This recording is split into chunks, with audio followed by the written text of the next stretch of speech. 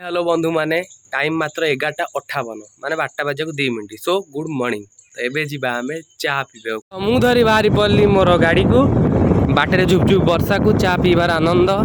आड़े वर्षा कौच ना तू जाना मुझे जोरे काची साढ़े चाह कौच ना जल्दी मत पी दे पड़ा कौन करवा।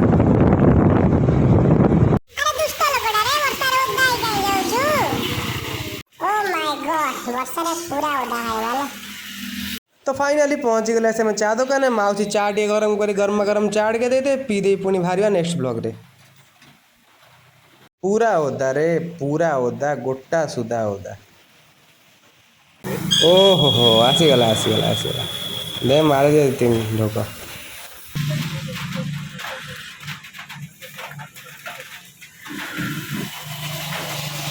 भाई मैंने चाह तो आम पुओ पिला गोटे पुराणा संपर्क।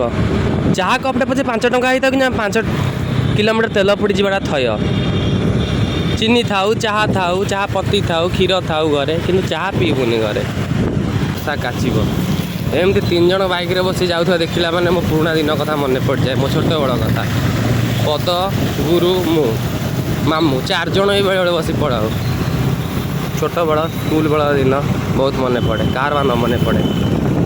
चलो ये काम अच्छे बैंक को जीवा बैंक रू पुणी घर को जीवा।